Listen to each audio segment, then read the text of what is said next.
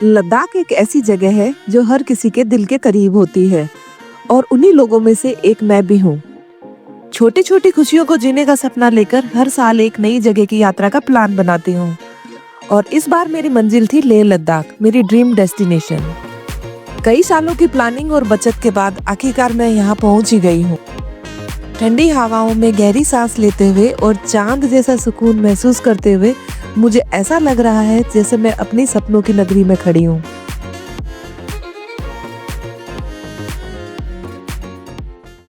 सफर काफी लंबा और थकाने वाला था, इसलिए अगले दिन हमने पूरा दिन आराम करने का प्लान बनाया। करीब दोपहर 12 बजे हम पूरी तरीके से फ्रेश फील कर रहे थे, तो सोचा क्यों ना लोकल लेह घूमा जाए। तो सबसे पहले हमने तेज भूख को शांत करने के लिए एक अच्छा सा रेस्टोरेंट सर्च किया और लेह के लोकल फूड को टेस्ट करते हुए हम निकल गए लेह फोर्ट को देखने। यह किला इतनी ऊंचाई पर स्थित है कि यहाँ पर पूरा लेह शहर आपकी आंखों के सामने बिछा हुआ नजर आएगा। और किले के पास ही एक छोटी मोनेस्ट्री थी जिसको देखते हुए हम शांति स्तूपा पहुंचे। शांति स्तूपा लेह की सबसे हाईएस्ट पॉइंट पर है और यहाँ लेह का शानदार नजारा देखने को मिलता है। हालांकि ठंडी हवाओं ने हमारा स्वागत किया और ये हवाएं इतनी ठंडी थी कि मुझे बार बार लिप बाम और सनस्क्रीन लगाना पड़ा। तो चलिए फिर मैं आपको थोड़ा सा शांति स्तूपा का नजारा दिखा देती हूँ। ये शांति स्तूप लेह से करीब 5 किलोमीटर की दूरी पर है और इस स्तूप को जापानी बौद्ध भिक्षुओं द्वारा शांति और सद्भावना का प्रतीक माना गया है। ये सफेद संगमरमर से बना हुआ स्तूप दिन की रोशनी में चमकता है और रात की रोशनी में जगमगाता भी है। ये स्तूप इतनी ऊंचाई पे बना हुआ है कि आप लेह शहर को आसानी से देख सकते हैं।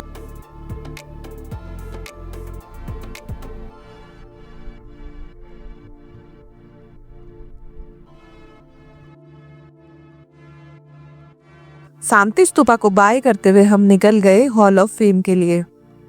तो हमने यहाँ पे गाड़ियों को पार्क किया और टिकट काउंटर पे पहुंच गए और यहीं से आपको म्यूजियम और नाइट शो के लिए टिकट मिल जाती है जिसकी कुल कीमत 250 रुपए होती है।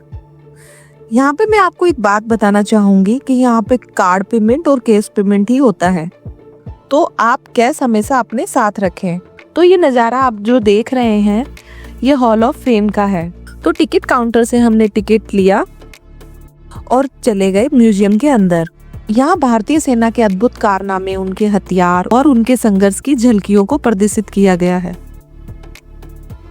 और जो आप ये व्यू देख रहे हैं यहीं पे नाइट शो स्टार्ट होगा जिसको हम 7:30 बजे देखने वाले हैं।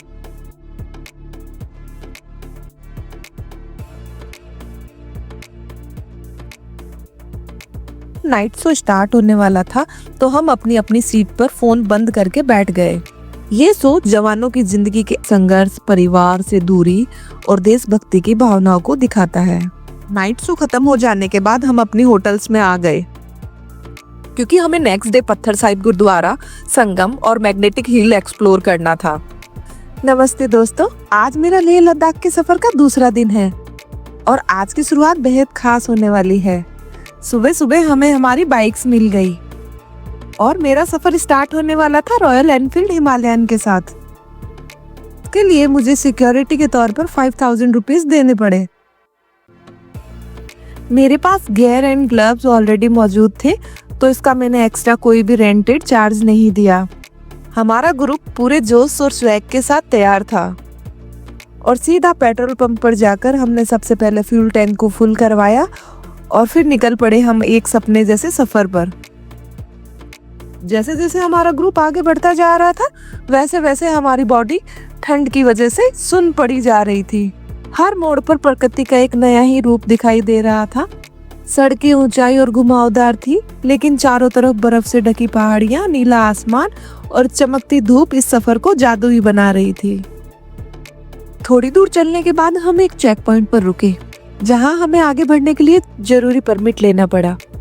यहाँ हमारे ग्रुप और बाइक्स का रजिस्ट्रेशन किया गया और सभी फॉर्मेलिटीज को पूरा करने के बाद हम अपनी यात्रा पे निकल गए।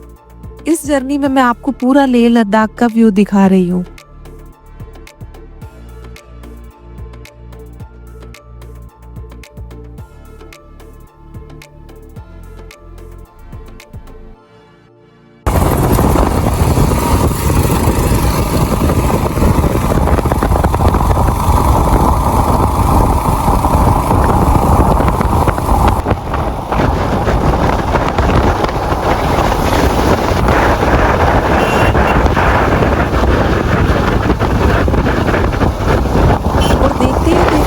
पत्थर साहिब गुरुद्वारा पहुंच गए और आज की यात्रा का हमारा ये पहला स्टॉप था और ये लेह से करीब 25 किलोमीटर की दूरी पर है। ये गुरुद्वारा सिखों के 10वें गुरु नानक देव जी की स्मृति में बनाया गया है। और जैसे ही हम गुरुद्वारा पहुंचे तो हमने हमारी बाइक्स को पार्क किया और गुरुद्वारे के अंदर एंट्री करने से पहले हम सभी ने अपना सर ढक लिया और फिर हमने एंट्री की और फिर बड़ी शांति और श्रद्धा के साथ हमने अपना माथा टेका। कहा जाता है कि गुरु नानक देव जी जब इस स्थान पर ध्यान कर रहे थे तो एक राक्षस ने उन्हें मारने के लिए विशाल पत्थर फेंका, लेकिन जैसे ये पत्थर गुरु जी से टकराया तो ये मोम की तरह नरम हो गया और उस पर उनकी छाप बन गई। और जब ये राक्षस ने चमत्कार देखा और अपनी गलती का एहसास करते हुए गुरु जी से जब माफी मांगी तो गुरु नानक देव जी ने उन्हें क्षमा कर दिया। ये पत्थर आज भी यहाँ रखा हुआ है जो मैंने माथा टेकते हुए आपको दिखाया था और इसे श्रद्धालु आस्था के साथ देखते हैं। बारे से मत्था टेक कर मैं बाहर निकली तो वहाँ पर लंगर चल रहा था, तो वहाँ पे मैंने भी थोड़ा सा प्रसाद लिया और गुरुद्वारे के आसपास का दृश्य देखने लग गई। पत्थर साहिब गुरुद्वारे से निकलते ही मैं सीढ़ियाँ चढ़ते हुए ऊपर चली गई तो वहाँ पर मैंने एक छोटा सा गुरुद्वारा और देखा। इतना ऊपर चढ़ने के बाद खुला आसमान और आसपास का व्यू बहुत ही शानदार लग रहा था। तो चलिए मैं अंदर के गुरुद्वारे का थोड़ा सा व्यू दिखा देती हूँ।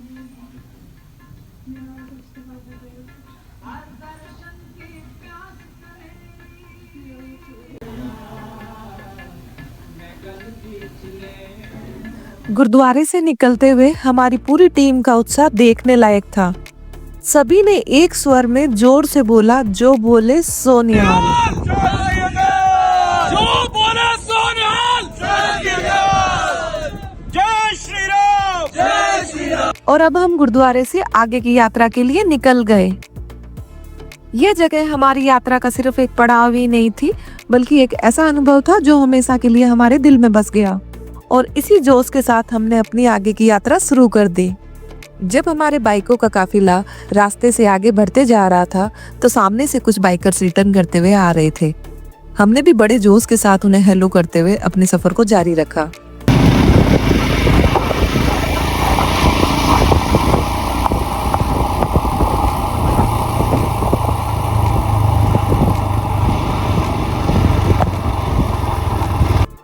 और पहाड़ों को देखते ही देखते हमारे बाइक्स का काफिला मैग्नेटिक हिल पहुंच गया और फिर हमने हमारी बाइक्स को रोड के साइड में पार्क किया और थोड़ी देर वहीं पे ही रुक गए। हमने यहाँ पर कुछ समय बिताया, इस अनोखी जगह की खूबसूरती का आनंद लिया और खूब फोटोशूट किया। यहाँ पहुँचने के बाद मैंने देखा कि कुछ गाड़ियाँ पहाड़ों पर घूम रही थी। ये ऑफ रोड व्हीकल्स गाड़ियाँ थी जो उबड़ खाबड़ रास्तों पे भी चलाई जाती है। मैग्नेटिक हिल लद्दाख की एक ऐसी जगह है जहां आप गाड़ियों को बिना इंजन स्टार्ट किए खुद बे खुद ऊपर खिसकते हुए देख सकते हैं। यहाँ पहाड़ों की बनावट इस तरह दिखाई देती है कि ऐसा लगता है जैसे गाड़ियां ऊंचाई की ओर जा रही है। ये एक अलग ही तरह का ऑप्टिकल इल्यूजन है। ये जगह वाकई यादगार थी और थोड़ी देर रुकने के बाद हम अपने अगले पड़ाव की ओर निकल पड़े। तो जाते जाते मैं आपको मैग्नेटिक हिल्स का थोड़ा सा व्यू दिखा देती हूँ। मैग्नेटिक हिल से आगे बढ़ते ही हमें जाना था संगम पॉइंट पर